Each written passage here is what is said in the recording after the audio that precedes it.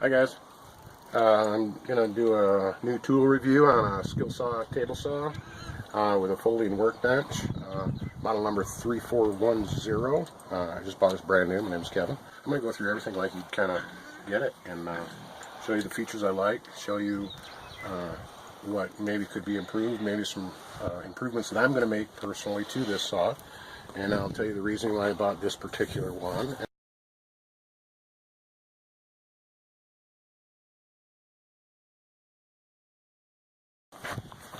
Got these new neat little clips slide in, and then these spring clamps.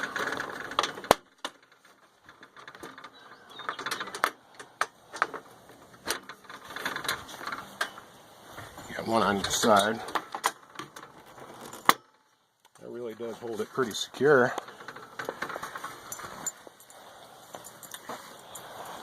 First thing I noticed when I pulled it out of the box, I was concerned about the rip fence itself, how beefy it was. Not too bad actually. It's made out of aluminum. It's got a pretty secure clamping system. It's got nice, like a magnified viewer for your scales here too. Actually really nice. I was impressed with the scale.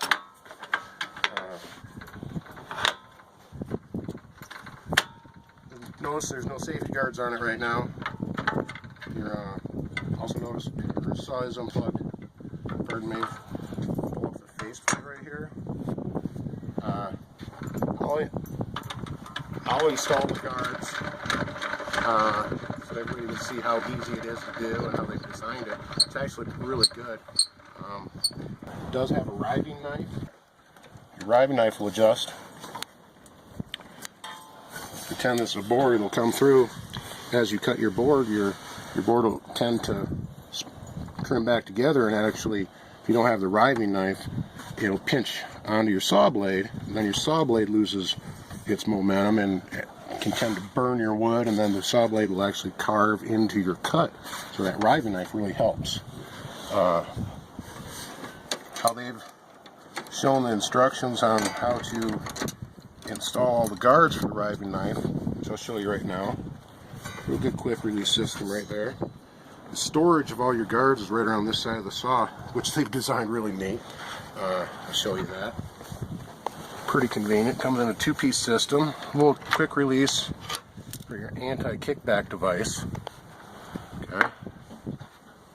And then your safety guard for the blade mounts right in there with a neat little bracket. Same type of bracket that will actually attach to a riving knife. I'll show you exactly how to do that. Well, before you do that, slide your insert back in. I noticed this upon my first assembly of the saw, that I put in all the guards, and then noticed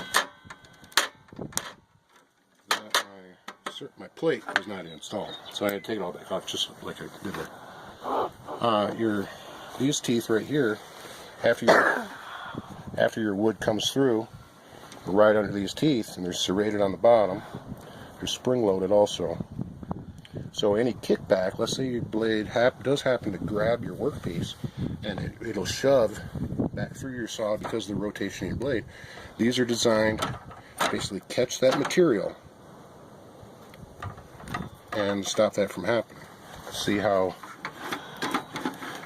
those slide up above your wood.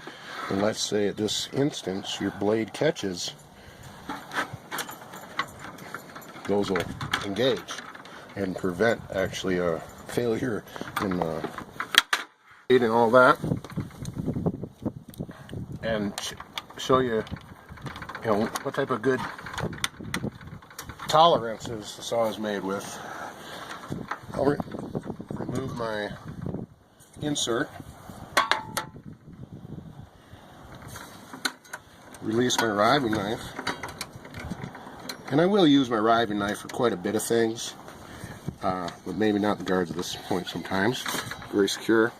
I'm going to raise my blade up all the way, and we can see how the mechanism rides up and down perpendicular to the ground. Noticed a couple little squeaks there. I'm going to WD-40 the bushings. When I'm going to get out my square also,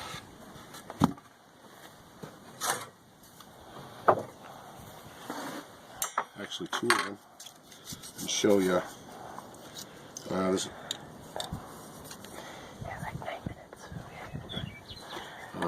Basically right out of the box, it is almost perfectly square right there, and I was just absolutely amazed. It has a little saw stop on the angles on your miter lockup on the front. Adjust your fine adjustment.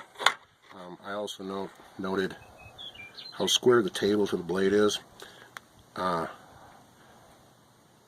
There is also an adjustment on this whole assembly where you can cant that blade.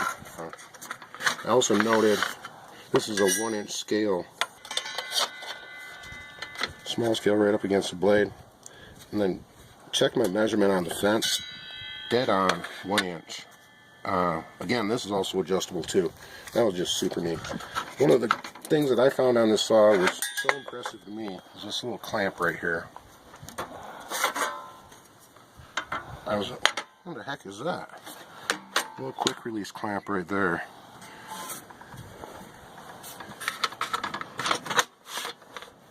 And your slide and your gauge and everything move right out. Lock your table. Move your slide all the way over here. But I thought that was just a neat deal right there.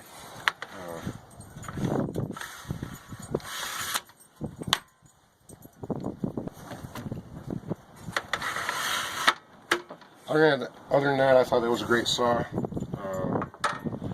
The surface on it is cast aluminum, and it's actually kind of rough, almost. One of the improvements I was going to make to this saw was I was going to take my random orbital sander with almost maybe some 600 grit and just polish this top of this saw. It would allow for the material to go through a lot easier, a lot safer. When you don't have that resistance on the table and your workpiece, any more indication that blade bind or riving knife bind or something happening, you're hitting a knot or a nail or, God forbid, a nail, that would wreck a good blade. But if you feel any sort of resistance, it's easy to tell and you can stop. If you have a rough surface on your saw and you're sliding that material through, it tends to provide that surface for you in resistance, and then you can't tell if your blade is binding up. So it's actually a safety reason, so I'd like to add that. I'm actually going to plug it in. And one last thing is this outfeed table right here. It's actually a really neat idea. Your workpiece go through, and then you have something after your material is cleared from your blade. Your material can sit there. You can turn off your saw and then grab your workpiece, which is so much safer.